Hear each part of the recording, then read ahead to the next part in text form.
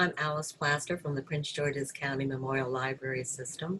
I want to welcome you today to our poetry program, which we're featuring, which is part of our local author series that we've been covering.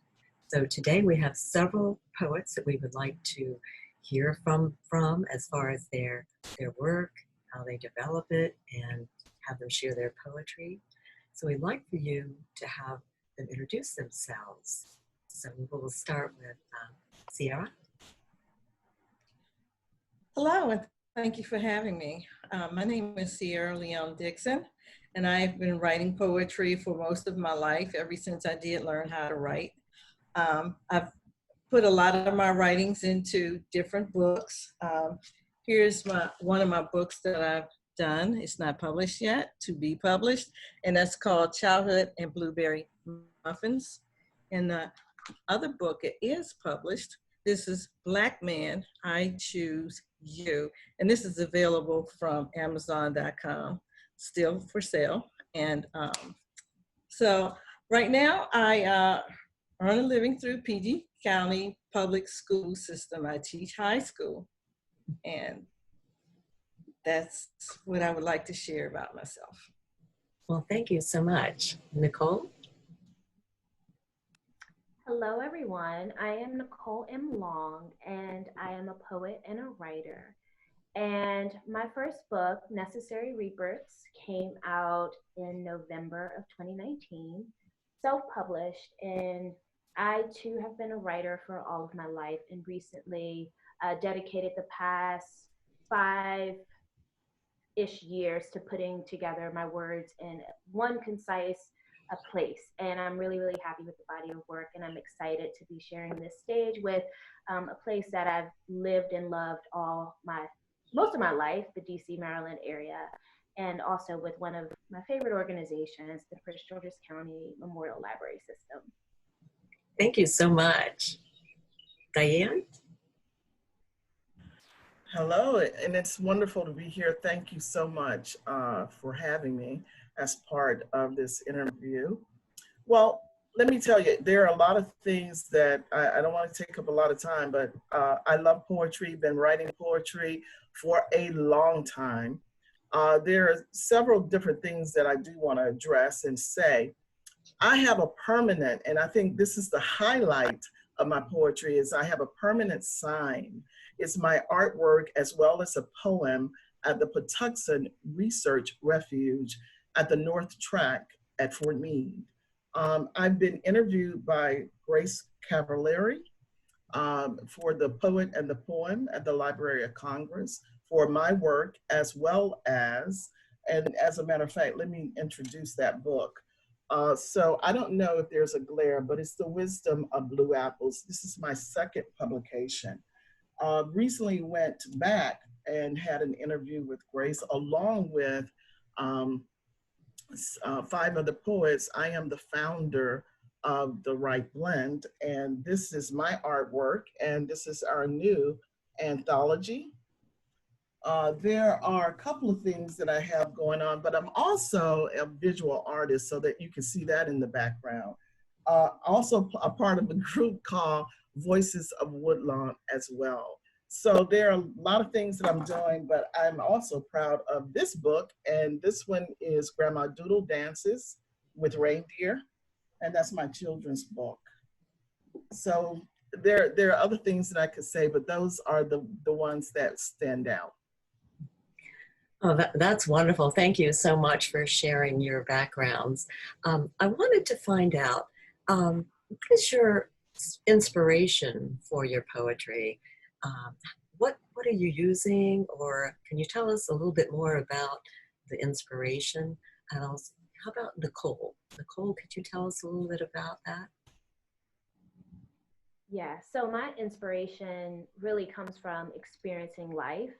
I found that I have reached a place where my musings and my writings are really in tune with the energy that's going around. And I think right now more than ever, what I have just seen in the prose and the words that I'm putting on page is that it's reflecting just some of the feelings that I'm feeling from my family, my friends, things that I pick up in the news, and then also just really looking towards the future and trying to pull things from there and for hope and inspiration. So it's really just, I really view myself as like a witness to life, someone who's experiencing it, trying to find the words to convey the emotions behind it and really make it resonate with the reader.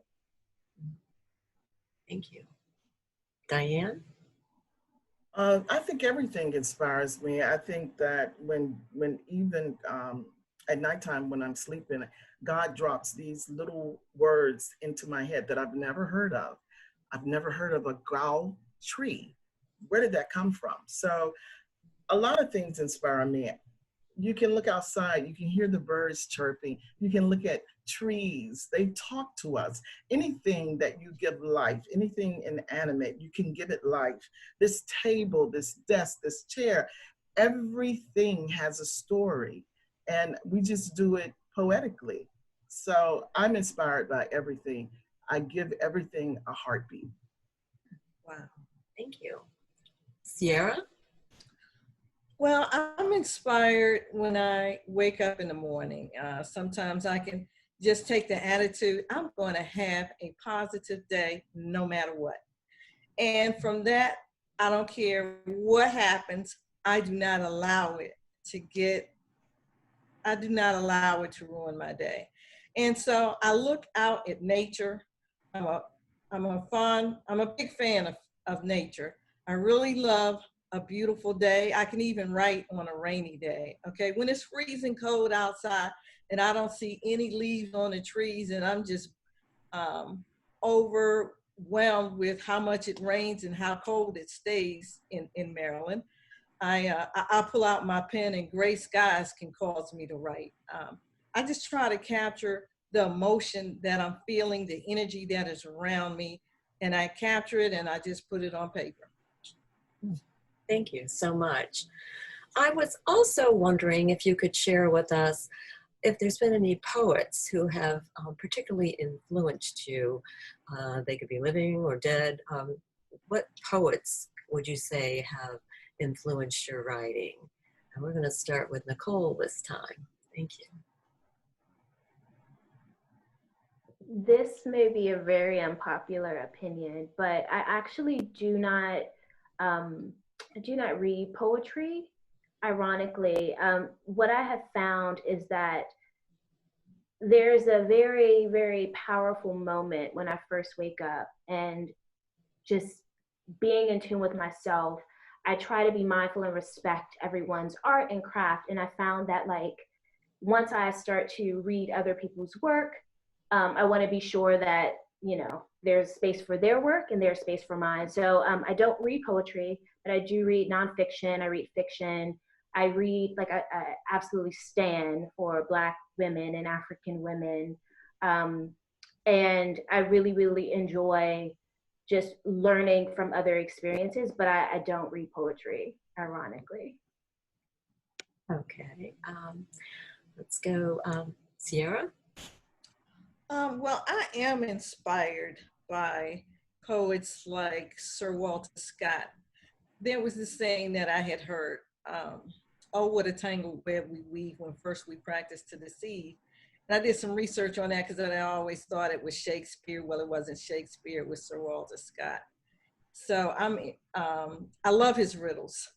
And same thing with Shakespeare. I love his riddles, and I love his sonnets. And I'm also inspired, I would say, by Langston Hughes.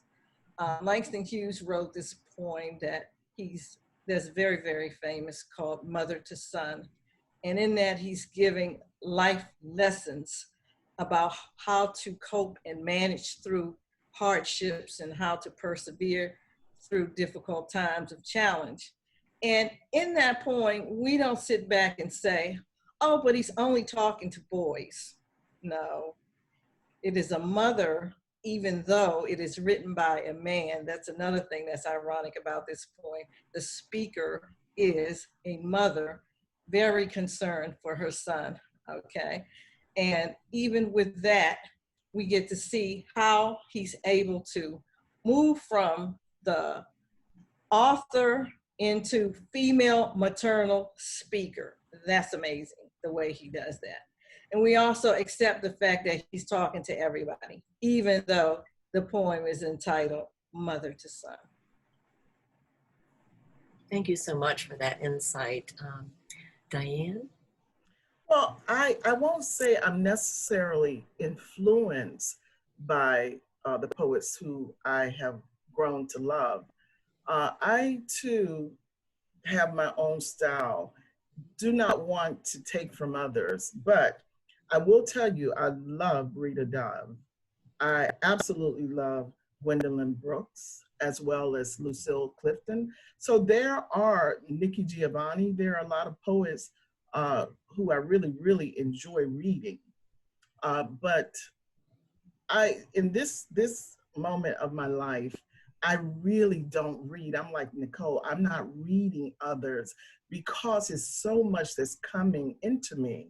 This particular time that we're experiencing, being in isolation, there's so much feeding us on the outside and on the inside. So right now, I don't have time to read. I'm actually really engaged in the writing process and am loving that.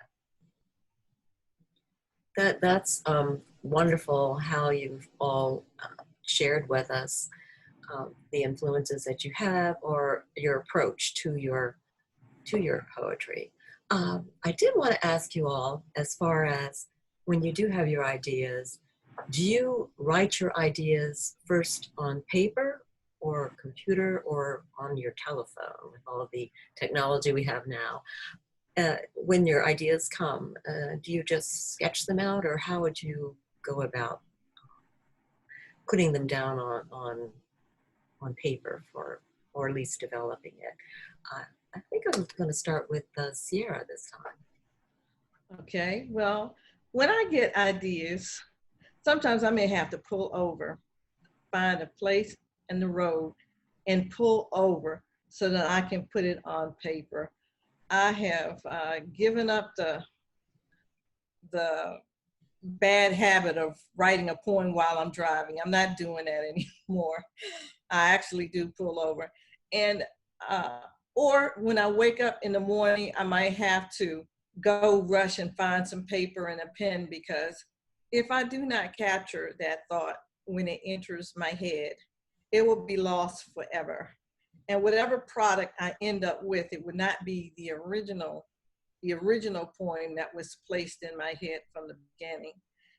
So I'm a paper person, and I've been writing before computers, so I'm still with that. I still stick with putting it on paper and then transferring it out. Yeah. Thank you. Nicole? I agree with Sierra. I consider myself an old soul, but I absolutely love the tactile experience of putting words on paper. And so I usually have notes that are on my phone. I send myself emails, or sometimes I even still have like a regular ballpoint pen, because I found that the gel pens will fail you every once in a while. So I try to just keep some sort of tool with me. But more than anything, I just make sure that I come back to it. So even if it's just a word that comes to me, I'll grab whatever thing I have most close. I'll write it down, or write down the stanza or whatever that comes, and then I leave it there. And then I'll come back to it just over time, and then see if there's an idea that wants to be developed. But I do not discriminate. I have a chalkboard in my house. Anything that I can write, take a picture of or whatever, just to capture it, get it out of my head and onto something, I'll use it. Oh, that's great. I know any different media, just to get it down, or I know when a thought comes into someone's mind, just whatever you have available. So I agree with that. Now, Diane, what's your process? It's the same process. My preferred method is the laptop. But when the laptop is not available, I always have my phone, no matter where I am. And I use the memo part of the phone, and I have so many memos. But I also love to write because there's something very cathartic, there's something very therapeutic about what's in that comes out through the pen and onto the paper.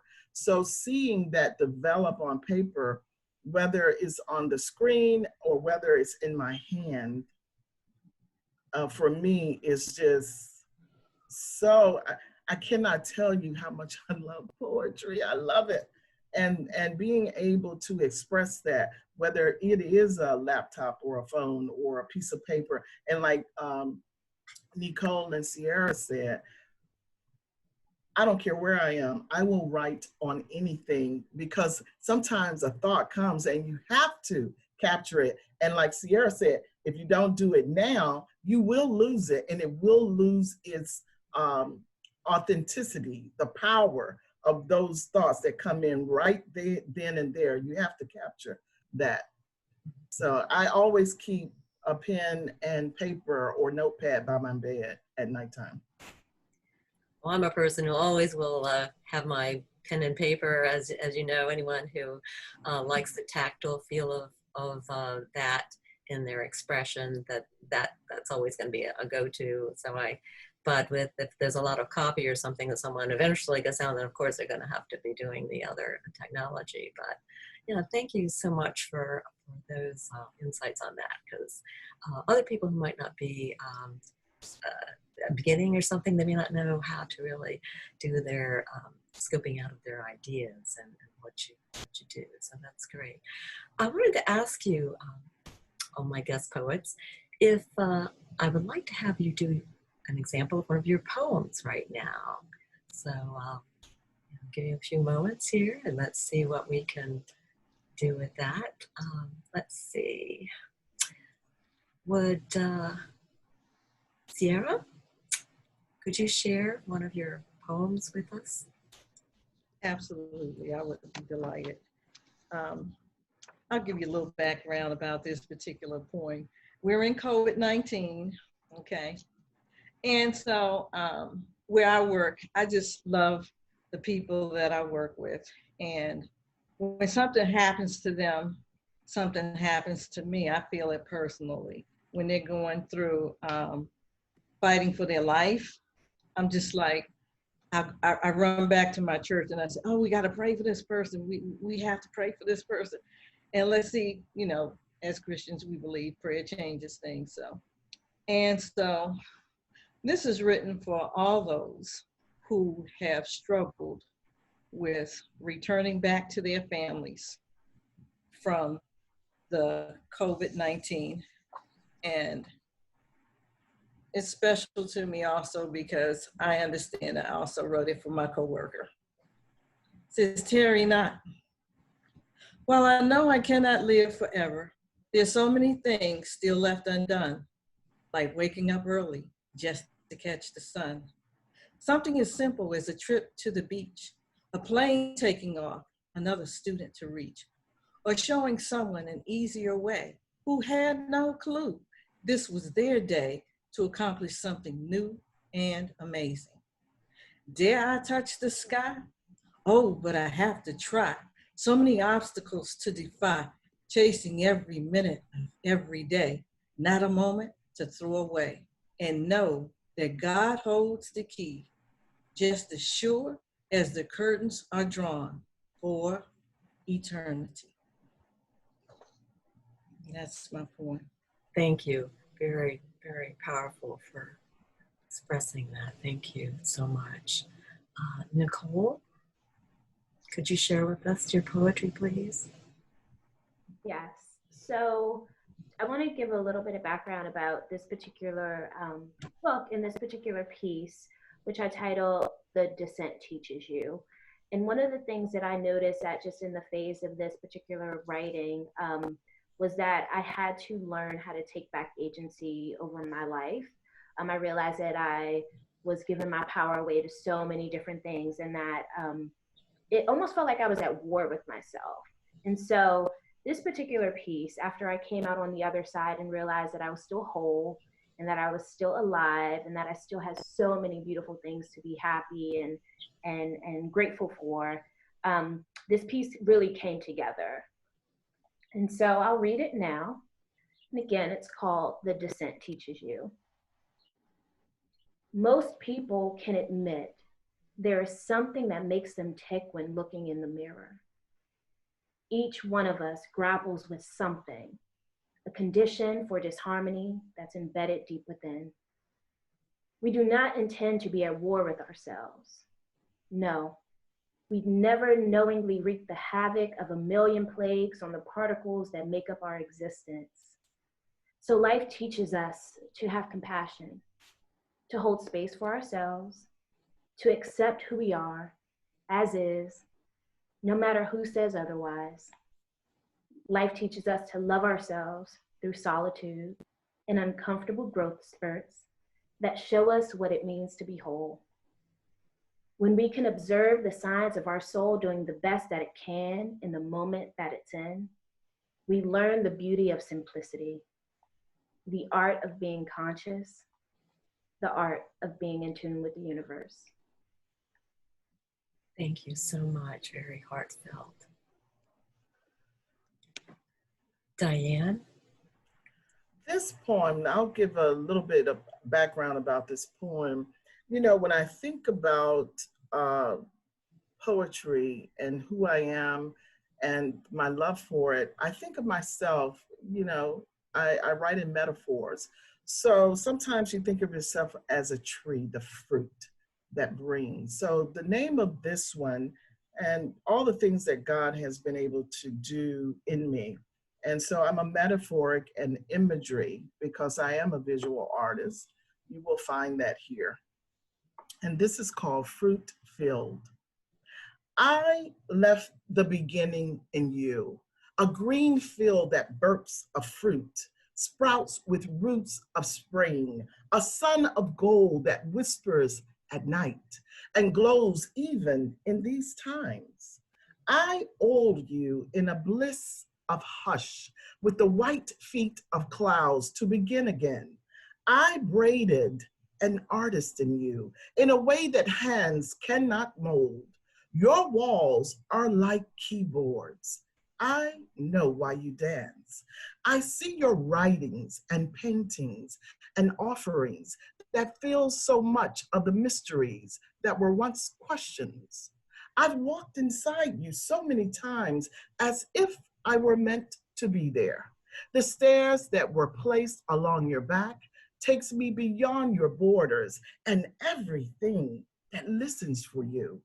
I hear a bluebird humming at the back of your throat, unfolding its wing, then leaves abruptly to carry the songs of your fruit.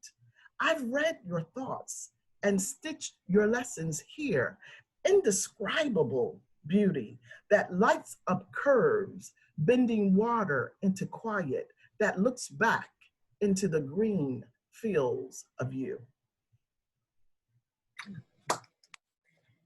Thank you so much, Diane. Thank you. The imagery and the feeling of all three of you ladies, it's just wonderful. I appreciate that so much, and our audience, I'm sure, does too. I wanted to ask you a little bit about your writing routine. Are you a day person, a night person? Do you schedule your time as far as the writing? I just want to have a little bit of about that so we could share that too. Let's see, we'll go with Nicole. Morning. Yeah, by the evening, I'm usually just editing, reviewing, but morning is really my jam. That's the uninterrupted time. I love waking up around 5 o'clock and the sun still hasn't come up yet. So you hear the birds, you smell the morning dew. It's very quiet and peaceful. And it's like, that's my time. I have to worry about emails or any notifications or anything. And I can get a good hour and a half in uninterrupted of just writing down, exploring, thinking, pondering, and just really enjoying the creative process and saying, again, what do I want to bring to life today? So yeah, that's when I find my groove. Have like, time to yourself, like a quiet time like Yes, that. That with a works cup of best for you in tea, the morning. a candle. Like I really try to set the scene because the one thing, like I tried writing as a profession before, and the one thing I found was like just the rigmarole of doing it all the time. It quickly burned me out, and so I try to disassociate that from the experience and being like, this is something that you enjoy. Absolutely enjoy it. No one is going to interrupt it. This is all you. You got it. Mhm. Thank you so much. And Sierra, what's your routine that you like to? What time of day or what's your routine for your writing?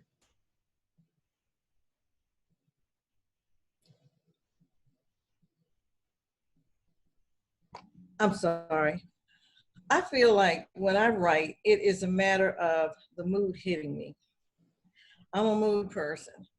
I love to ride my bicycle. And so I've had to stop riding my bicycle to take pictures with my cell phone of beautiful flowers or a beautiful tree, and then pull out my pen and begin to write. So the mood finds me and I am at the mercy of the mood. That's the one thing about this artistry that I do not like.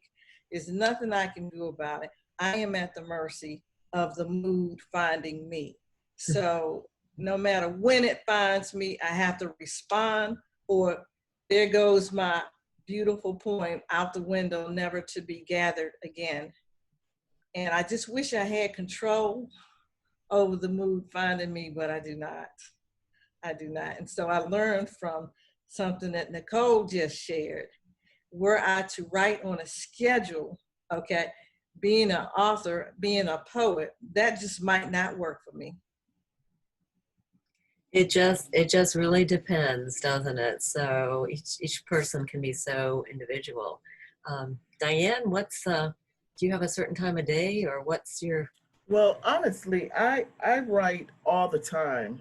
There's no specific time because I am a IT program manager, Oh, and so my time is really I'm so strategically focused during those work hours that when I get a break, in between a meeting, yes, I have a lot to say. So I will, for lunch, I definitely write. Uh, right after work, I'm writing up until late at night. Um, I love poetry. I have a poem that really talks about poetry as a lover almost. The paper, the pen is, the ink is my blood.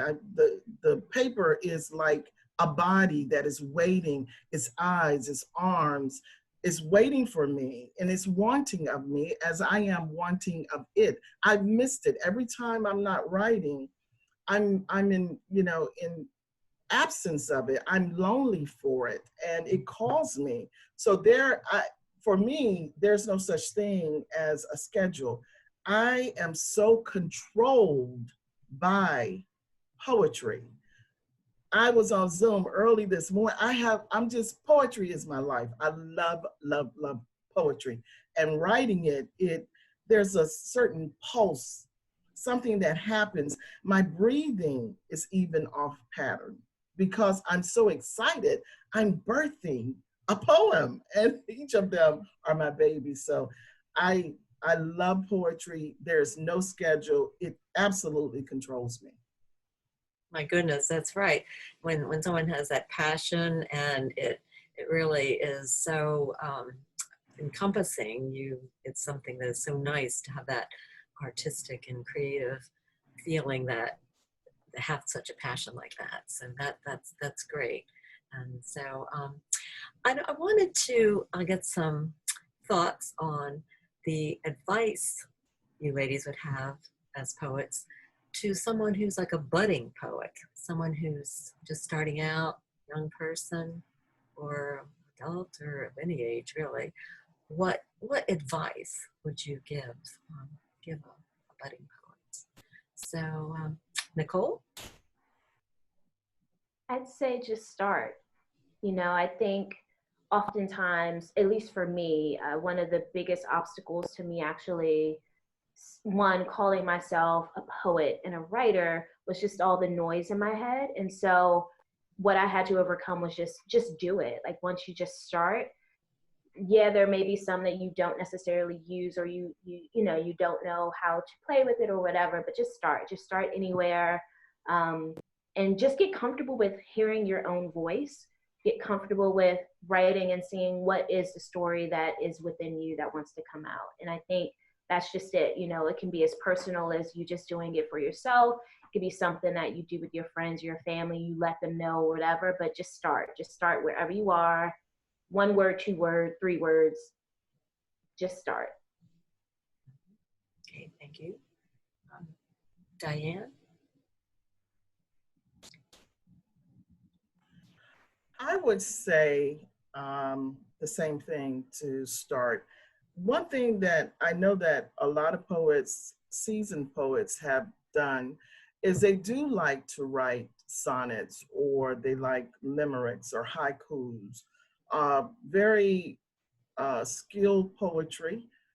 I have always been a freestyle poet, free verse. I do not like rules. And I would say that for a budding poet, sometimes people are worried about the rules of how poetry should look, should act, and should behave.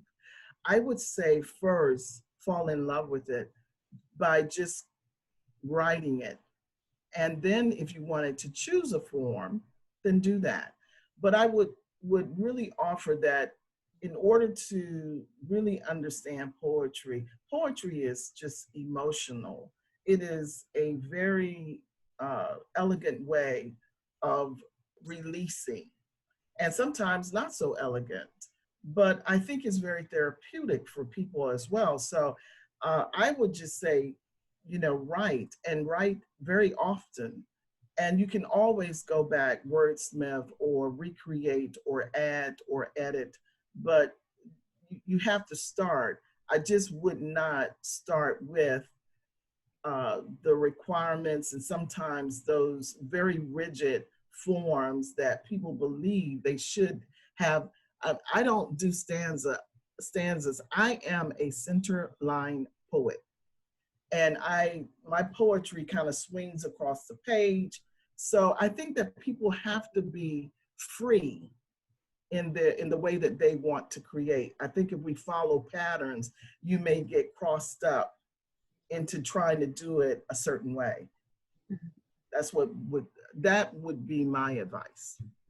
Maybe people might be a little bit too hung up on the technical or the grammatical. I know many writers will kind of face that same thing, that they're just, some might get too concerned about that, but the important thing was for them to really get their voice, get their ideas out. So I understand that one. Now, Sierra, do you have any thoughts on that? Yes, I do. What comes to mind is I would say to that young person, what you're trying to do is capture your ideas on paper. And the ideas are in your head. You will hear them and put it on paper.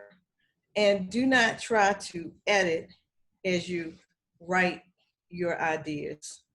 Let your thoughts flow freely, capture them as they fall onto the paper, and then just be purposeful about it.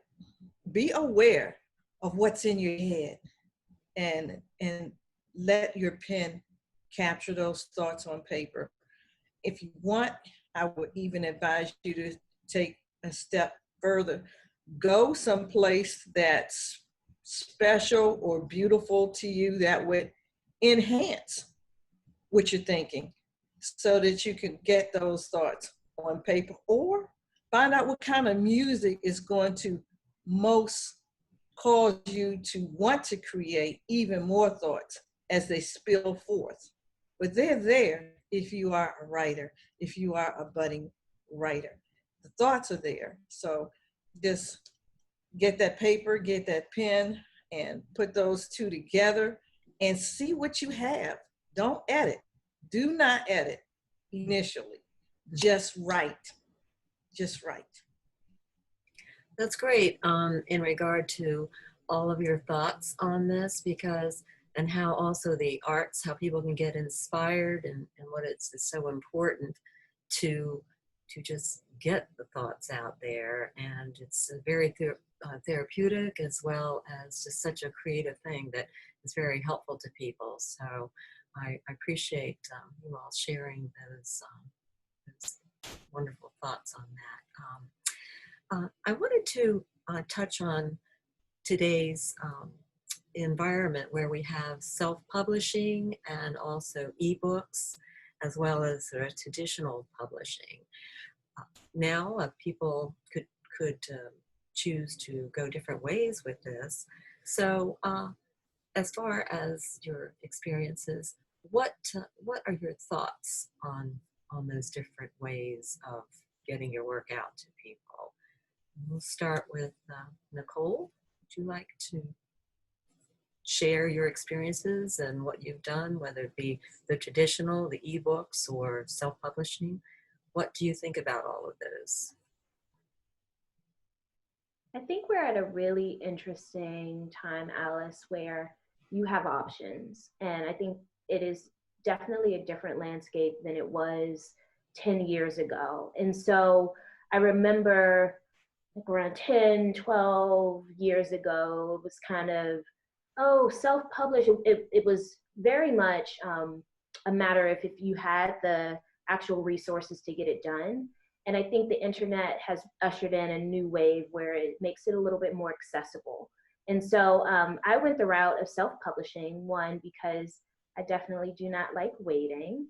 And so I'm always up for a challenge. And in my professional career, I have worked in communications and marketing and have had experience with working with vendors who created publications and things of that nature. So I was familiar with the process of it. And so I felt comfortable enough charting that course on my own, doing a little bit of research to understand more about the publishing industry, and really just felt empowered to be able to do it. And so I think YouTube is a great resource. There's just so much information and things at our disposal right now that, you could do whatever you wanted to. I think traditional publishing companies, I've noticed that they are definitely looking for the next wave of the greats. And so it's really, I guess we'd say, an artist's market right now. And it really just depends on your own comfort level. Some people will definitely love and benefit from having the team built in and someone handling it for them. And I think there's definitely a place for that. But like I said, because I had had some experience with the process, I felt comfortable hiring a team to work with me, to help where I was not necessarily the strongest. And it worked out. I'm happy with the results. Thank you so much. Diane, would you like to share your experiences in this regard? Well, I like, of course, the traditional. I'm like Nicole. I'm so excited. I need to get my stuff out there right away.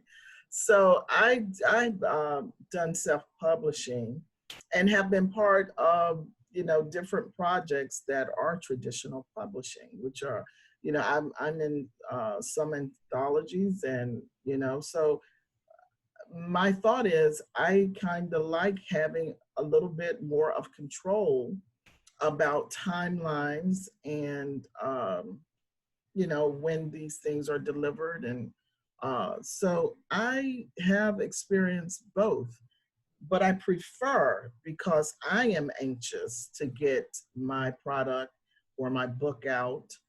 So I prefer to go the self-publishing route. It's a lot easier for me to do it that way. I prefer it that way. And I feel that I have more control of the process. There's so many options people have now, so that's just something that is really available for people. Sierra, did you have any, what's your opinion on that? Well, I think that when it comes to self-publishing versus traditional publishing, it's a win-win. If you are going to do a traditional publishing, then that means that a traditional publisher has picked up your book. And once you guys arrive at the agreement of how that's going to go, that can be a good thing. Okay, on the other hand, not everybody was being picked up by the traditional publisher. And so thanks to the advent of the internet and all these other things that made it possible for people to be able to step out on their own and do their own thing. And as Diane and Nicole said, it gives you more control, you know? So I just look at if you can get your book out there, okay? And if you can share your book with the audience, that's what matters. That's what matters. Great, thank you so much. And along the same line, as far as promoting yourself and your work, what venues or what do you think has been successful ventures for you in promoting your work? Let's start with Diane. Would you like to start on that, how you promote yourself? Wow. You know, I have to, you know, I would be remiss to not include someone who has really paved a lot of roads for me. And Dr. Hiram LaRue has certainly done that. And I will tell you, I was part of the Prince George's County poetry poster project that has gone everywhere. We didn't know it was going to be that. Right. But having someone like Dr. LaRue, you know, support you, and the State Maryland Poet Laureate, Grace Cavalieri, those are really amazing folks in my life, poets in my life. And so they have really helped me and Sister Joy, who is the Prince George's County Poet Laureate. So I think bridging with folks, and it's not so much that, I think when people see your work, you find yourself in so many different areas Places that you can, it's like something that's going, I've been in Zoom readings. We had one last Friday. Alice, you were there, the Voices of Woodlawn, as well as before then I had, you know, featured all of the poets that are in my circle and the ensemble for the Right Blend. So once you touch one area, you find yourself just spread it across so many different areas, even in Columbia, where, you know, I have a lot of work in Columbia. As a matter of fact, that's where the poem from the poetry poster project, Living Like a Monarch, is at Patuxent Research Refuge. So I believe if you say enough yeses, you will be overwhelmed, let me tell you, because there is so much marketing in that. Everywhere, you know, I've gone, the readings. So I'm affiliated with a lot of people who have placed me in a lot of places. So I think to navigate who you're reading with, you know, to bridge some really strong contacts and to have the work, because you can bridge a contact in a relationship, but you have to have the work speak for you. And I think if your poetry speaks for you, there will be places to market yourself and your poetry and all of your work. So it's been amazing. That's what I can say. And let me also, I don't want to stop until I say this. I think that God places us with different people, different circumstances and situations. So I am a very spiritual person, and therefore I just want to make sure I make that statement when I say that, Alice. So thank you, but that is how this is happening for me.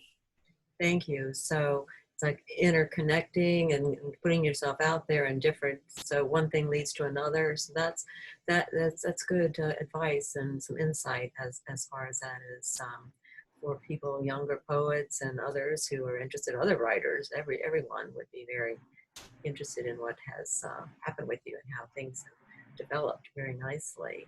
So let's see what's been happening with Nicole in regard to, promoting your work and getting yourself out there. Yeah, so mine has really been an interesting experience. I'm an introvert in a lot of ways. And so this has been definitely an exercise in self-promotion. And so I just really try to go out in the community, like definitely did a lot of word of mouth and honestly just doing organic pitching on my own. Oh, sorry about that. Give me 1 second. Okay. My apologies, technology. Oh, you're all right there? Okay. Yeah, my phone is connected to my computer, so it was ringing. Oh, okay. Yeah, things like that happen. It's okay. Yeah, so like I was saying, like a word of mouth has really been very, very, very strong in my promotion of the book. And definitely just getting in front of people, talking about it, talking about the process, talking about the poetry, exploring and being able to really just connect with people and let them know about the process and like just what they inferred from them reading it, and then they then share it with their friends. And so it's been good. I've done a little bit of guerrilla marketing where I've left a couple of books behind places, just as giveaways and, with the free reading libraries and things of that nature. And so I'm really gearing up right now for the summer push. I think a lot more people are looking inward right now and really focused on what can I read? How can I learn? How can I just enhance my living experience, if you will? And so it's really just been word of mouth, some online stuff. I grew up in a very interesting era where technology and social media was just at the precipice, really. So I understand traditional media and everything. So I'm really looking to figure out who exactly do I want to reach and how. So playing with a little bit of everything right now, but word of mouth has definitely been the strongest. Okay, thank you so much. Sierra? Yes. Well, what I'm doing is I'm learning about YouTube. I've got 2 videos that I've made of my poetry, and I've uploaded them to YouTube. I also, I word of mouth, I tell people about the book that I wrote with 2 other colleagues who are also educators, and that's on Amazon.com. And I put some videos also on Facebook. So, and I get a lot of, I get some feedback from my Facebook family, letting me know that they, are appreciative of what I have to say in that way. So, word of mouth, and it's no such thing as too much advertisement. So I'm Right. constantly sharing, even in the classroom when I'm working with students, I try to encourage them of how they can listen to the voices inside of their head. And I want them to learn how to respond to that and how to grow it with music, okay? Or a certain place in the home that speaks to them, or a certain place in their neighborhood that speaks to them.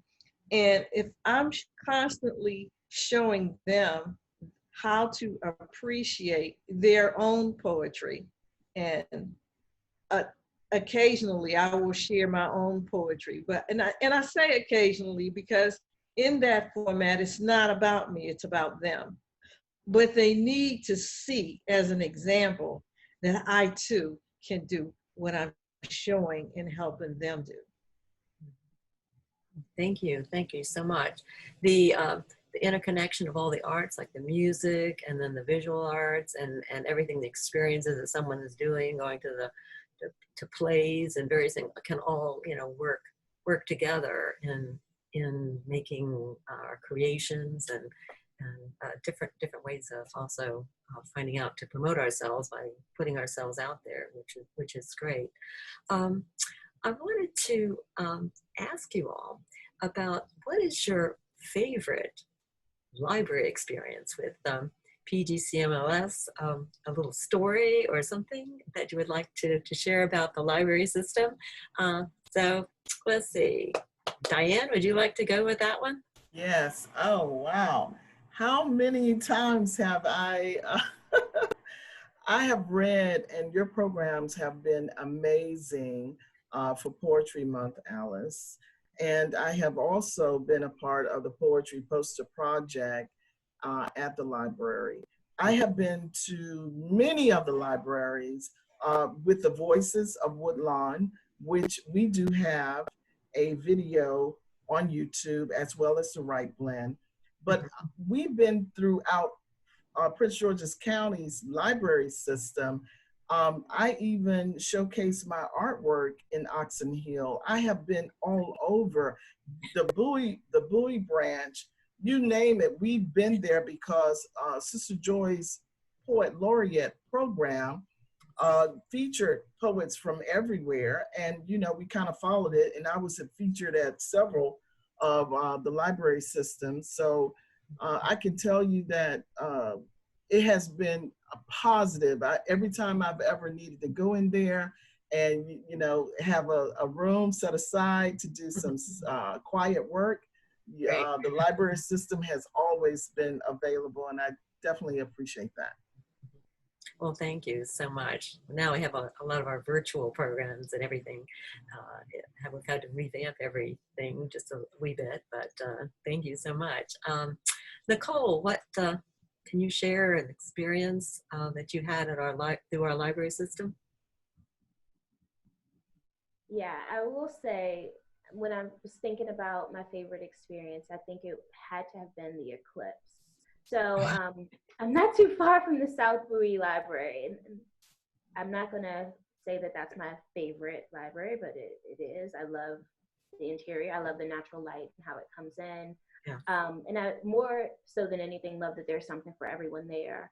But the eclipse experience was one of my favorites because that's really when the community came together. You know, I remember everyone's rushing to get glasses, and we were all just there in complete awe of what was going on, and it just was so vibrant. And so more than anything, what I do appreciate about you all being where you all are is just the accessibility, which is very important. I think just how you all are really a mainstay. And so while that was one highlight, I love that any new book that comes out, any new audio book, any resource that I need, if I need to use the internet, I could just hop and run in my car and go to any library. And so just really, really appreciative of all the experiences. But the eclipse is definitely a highlight. Yes, I think all of us in all the branches recall that one too. It was quite popular, that's for sure. Thank you for sharing that. That's right. Sierra, what can you share with us about our library system? Well, I remember my trip to the library. It was the Bowie Library, actually, and that's not far from where I live.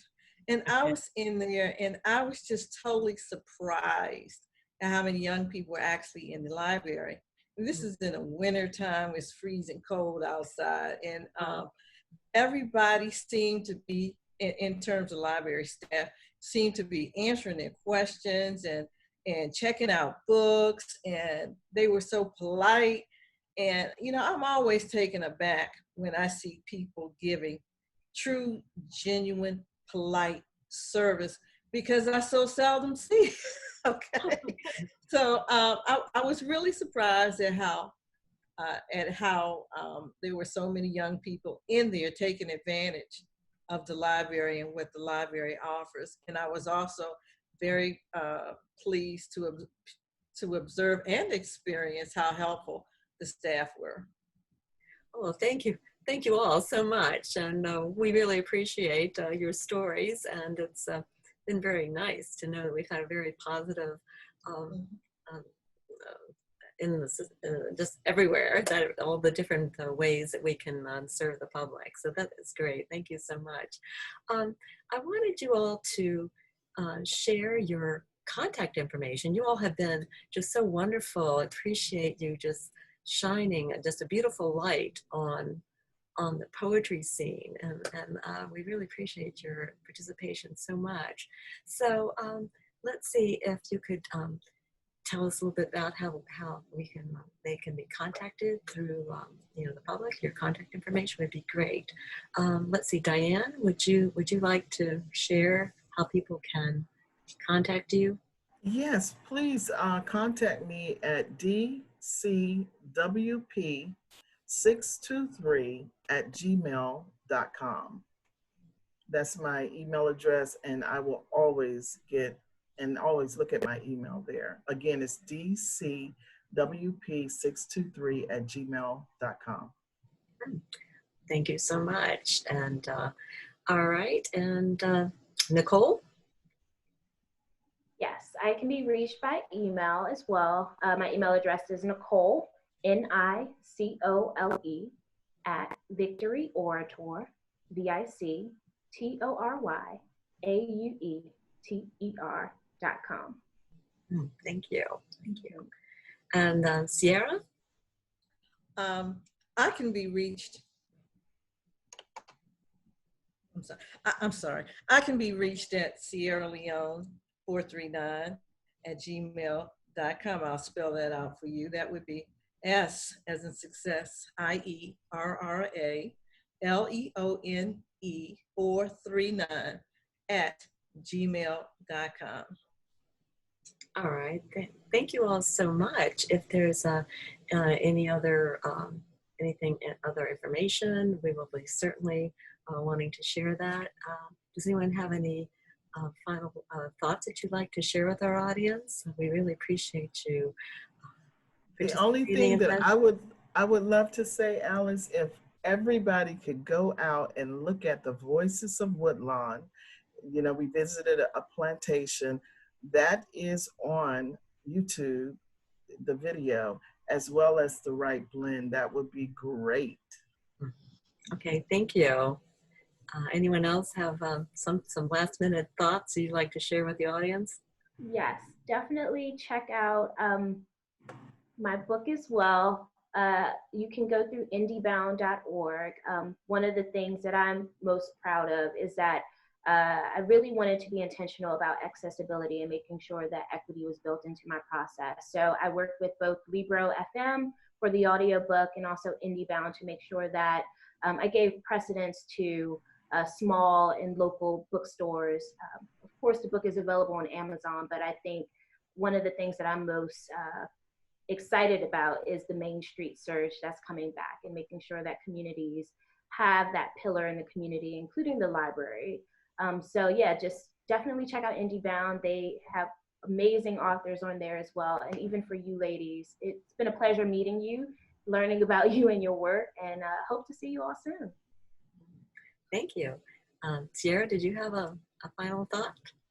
Yes, I did. I just wanted to encourage everyone, if you did hear anything here that you liked, my books are available. Just contact me via my email address. And I'd like to leave you with this thought. No one is born great. To be great is a process. Thank you. Thank you so much. Thank you. And I wanted everyone to know that you can check out our virtual programs at www.pgcmls.info. So everyone can check out what's going on at the library to further educate themselves and get involved in finding out all about the resources we do have for poetry, writers, and so many things. So thank you so much. Thank you, poets. Thank you for having me. Thank you. Thank you for making this successful. Thank you so much. Thank you.